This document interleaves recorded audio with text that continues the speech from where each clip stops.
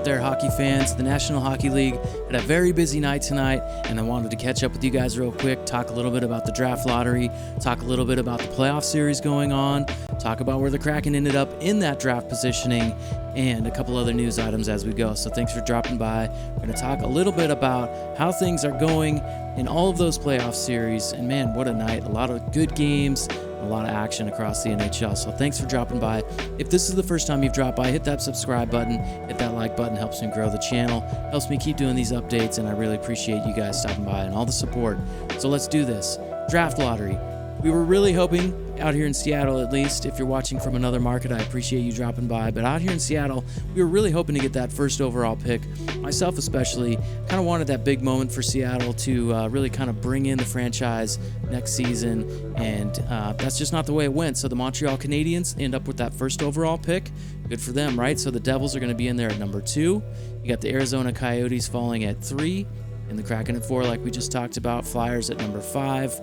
Blue Jackets at number 6, Senators at number 7, Red Wings at number 8, Sabres at number 9, and the Ducks at number 10. That rounds out your top 10 in the draft coming in to the July Entry Draft. That's going to be Thursday, July 7th.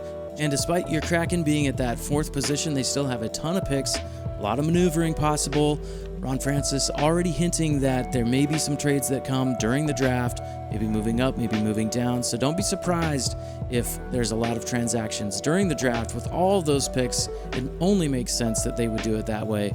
So a lot of things to look forward to for the Kraken.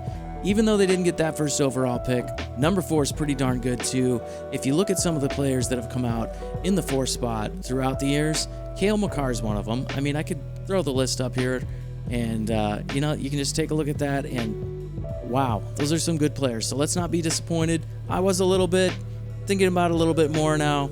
Top 5 pick is always a good thing. So like I said, lots to look forward to this summer in that entry draft.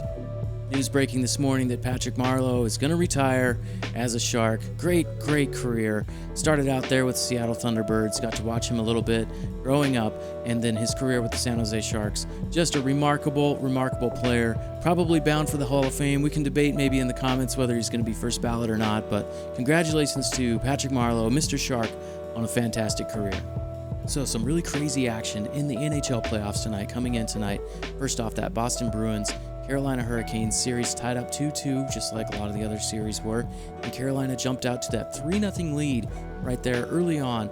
Boston taking too many penalties, playing shorthanded. Carolina made them pay, so they jumped out to that 3-0 lead. Boston got one back there in the 3rd period, but it was too little, too late. Antti Raanta looked great in goal, and the Carolina Hurricanes grabbed that 3-2 series lead, going back to Boston now for Game 6. We're going to see what happens in that series. Really great action. Can't wait to see how it unfolds. Next up was that Toronto Maple Leafs and Tampa Bay Lightning game up in Toronto. And man, this one did not disappoint at all. Each team coming in, kind of blowing the other team out a little bit as we've gone, even though the series is neck and neck. And Toronto really had to lean on Jack Campbell early in this game. He made some absolutely highlight reel saves throughout the night, just keeping the Leafs really close.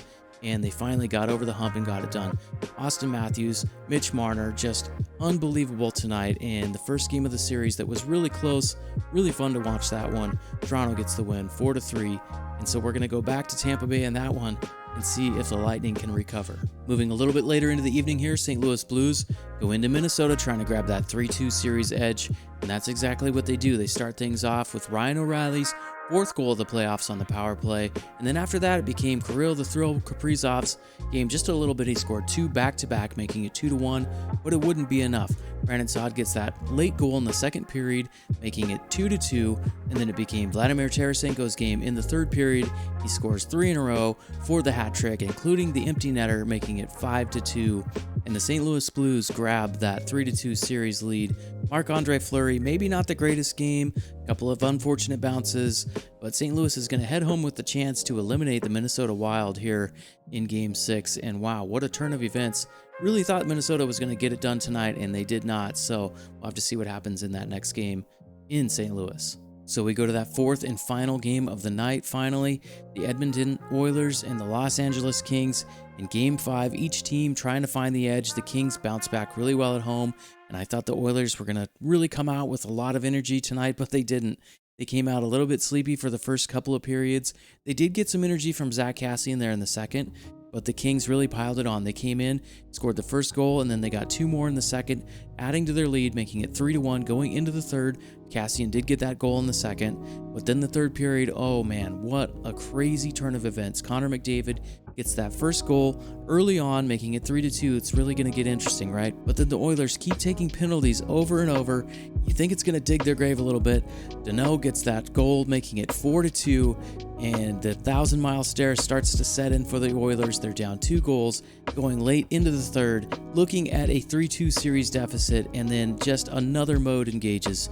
Leon Draisaitl gets a shorthanded goal, making it 4-3, and then again Draisaitl gets another goal, making it 4-4. So we go to overtime. Just 1:12 into that first overtime, Connor McDavid gets caught up ice just a little bit. Adrian Kempe comes down into the Oilers zone, really strong skating off the boards, pulls it to his forehand, scores, and gives the Kings the huge win. They're going to go home with a 3-2 series lead. They can eliminate the Edmonton Oilers, a heavily favorited team in this series. So great job by the Kings. An amazing game, an amazing third period, and man, the NHL playoffs, they don't disappoint. So like I said earlier, it's been a crazy day in the National Hockey League. We had that draft lottery. Your Seattle Kraken going to end up with that 4th pick. Montreal Canadiens grabbed that 1st overall pick. And some great games throughout the night. All those series coming in tied.